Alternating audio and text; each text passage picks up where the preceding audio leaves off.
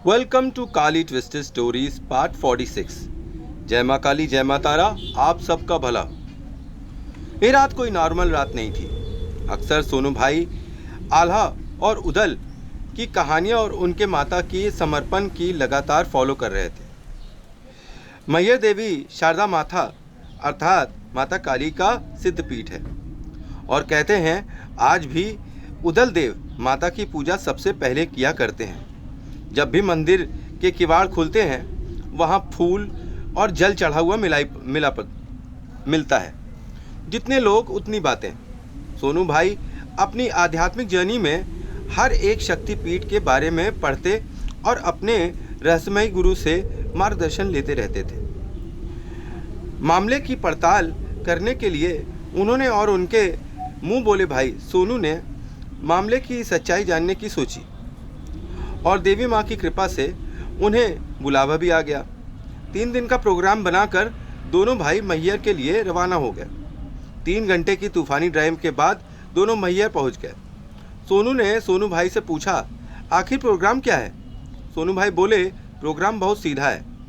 हम पहले पेट पूजा करेंगे, फिर किसी होटल या धर्मशाला लेकर यहीं रहेंगे, फिर मंदिर तब जाएंगे जब भीड़ थोड़ी सी कम हो जाएगी।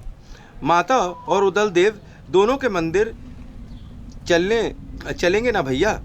सोनू भाई ने हाँ में जवाब दिया। तभी सोनू भाई के पास उनके एक पुराने मित्र का वीडियो कॉल आया और जैसे दो दोस्त बातें करते हैं उसी तरह से वे बातें करने लगे। तभी एक औरत उन लोगों के पास आई और कहने लगी कि खाने के लिए पैसा दे दो। सोनू भाई और सोनू ने कहा पैसा नहीं देंगे पर खाना खिला देंगे।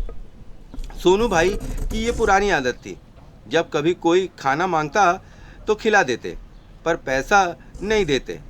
और यहाँ तो माँ शारदा का धाम था। खाने की टेबल पर सोनू और सोनू भाई आगे का प्रोग्राम बनाने लगे। इधर वो औरत वहीं ढाबे में ज़मीन पर बैठकर खाने लगी।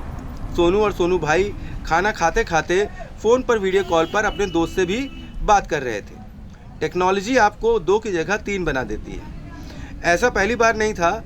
सोनू भाई अक्सर अपने मित्रों और प्रियजनों को वीडियो कॉल से दर्शन करा दिया करते थे, पर इस बार बात मैहर में उदल देव की पूजा का था और उसका सच जानना था। वहाँ वो भिखारिन ने खाना खाया और खाना खाकर केवल बोला कि केवल माता का दर्शन ही करना और कहीं का फ़ोटो मत लेना, ना वीडियो खींचना। यह मैहर है, यहाँ फ़ोटो खींचना और वीडियो बनाना सख्त मना है, नहीं भुगतोगे। और कहकर वो जोर जोर से ठहाका लगा के कर वहाँ से भाग निकली। सोनू और सोनू भाई आश्चर्य से एक दूसरे का मुंह ताकने लगे। मन खराब हो गया दोनों का, कहीं वो कुछ गलत तो नहीं करने जा रहे थे। दोनों गहरी सोच में पड़ गए। फिर सोनू भाई बोले हम तो माँ की इच्छा से यहाँ पर आए हैं, जो होगा माँ काली देख लेगी, चाहे कुछ भी हो। अब तो माँ ने बुला लिया है, अब तो उदल देव की सच्चाई जानकर ही वापस लौटेंगे। करीब 7 बजे दोनों जन मंदिर के दर्शन करने गए। उनके पहले वो उदल देव के मंदिर भी हो आए थे और वहाँ की एक वीडियो भी बना ली थी चुप्पे से। रोप वे से नीचे आते वक्त एक बुढ़िया जिसने मराठी साड़ी पहनी हुई थी अचानक से बोल पड़ी उदल देव के मंदिर में 5 बजे के बाद कोई भी नहीं जाता है। वह मंदिर 5 बजे बंद हो जाता है और वहाँ किसी और को जाने की अनुमति नहीं है। 5 बजे के बाद मतलब अंधेरे के बाद वहाँ कोई जा नहीं सकता। जो वहाँ रात के समय जाता है वो कभी लौट कर नहीं आता है। इससे पहले कि वे उससे कुछ पूछ पाते बास्केट नीचे उतर आई और वो अंधेरे में कहीं गुम हो गई। सोनू भाई बोले पता नहीं माता क्या चाहती है। इतनी दूर आए हैं, माँ जो करने आए हैं, जो देखने आए हैं, वो इच्छा पूरी कर दो। मैहर की शारदा भवानी हमारी इच्छा पूरी कर दो। प्रोग्राम ये था कि रात में 9 बजे पैदल ही दोनों जंगल में जाएंगे और मंदिर के पास बने सरोवर के पास छुप जाएंगे और वहीं से सब रिकॉर्ड कर लेंगे। अब रात के 8 बज चुके थे। हवा में वीराने की मरघट वाली गंध सी आ रही थी। जो जगह सुबह पीसफुल लग रही थी वो अब बिल्कुल भूतिया लग रही थी। सुबह तो रास्ता आसान लग रहा था। पर पता नहीं कहाँ से ये हरी जंगली बेल पूरे सड़क को खा गई। सोनू भाई बोले, भैया हम भटक तो नहीं गए?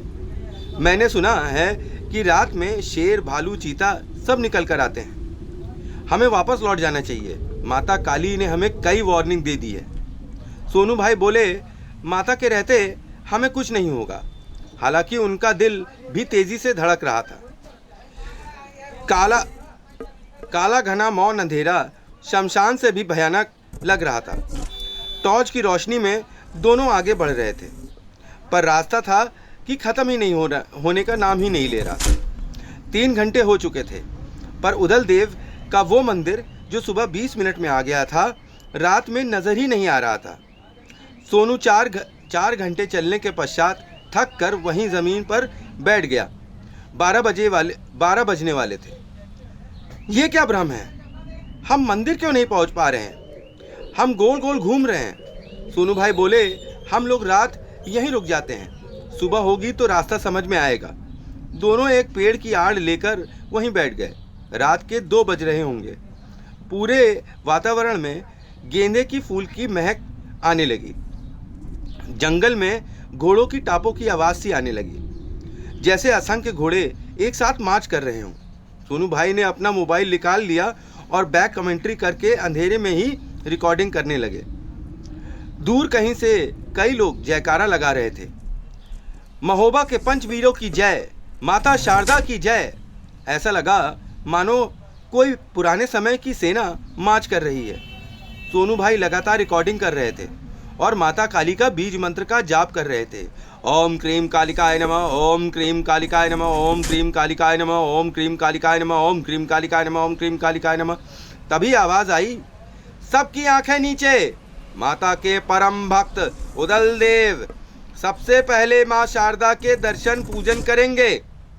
वातावरण में फिर से सन्नाटा सा छा गया और ऐसा लगा बगल में ही मंदिर में घंटे और घंटियां बज रहे हैं।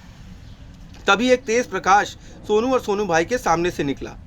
वो लोग मंदिर के सामने एक पेड़ के नीचे ही बैठे थे और पीछे के सरोवर से ही तेज प्रकाश पुंज दिखाई पड़ रहा था। इतने समय से वे लोग उदल देव के मंदिर में ही थे, पर उन्हें पता ही नहीं चला। अंधेरे के कारण दोनों के लिए ये बहुत ही कंफ्यूजिंग था। तभी पीछे से किसी महिला ने बड़ी तेज से तमाचा दोनों के पीठ पर मारा और कहा कि आंख नीचे, मेरा प्यारा पुत्र उदल आ रहा है। हाथ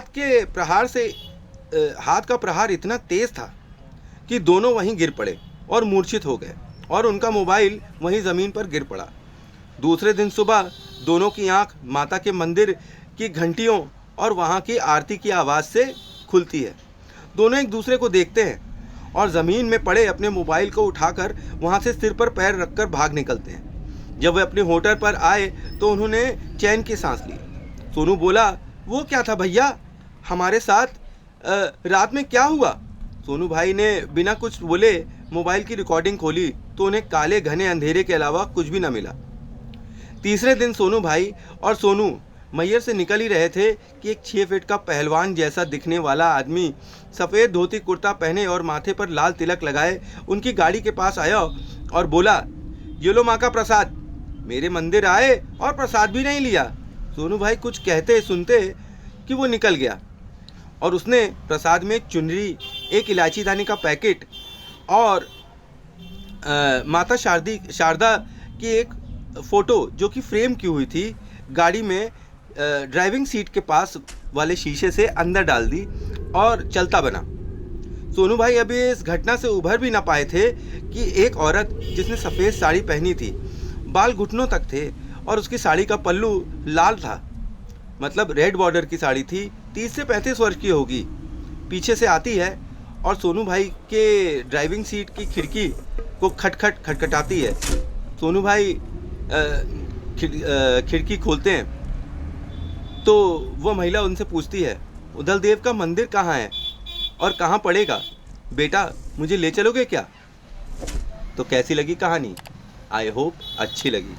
जय माँ काली, जय माँ तारा, आप सबका भला हो।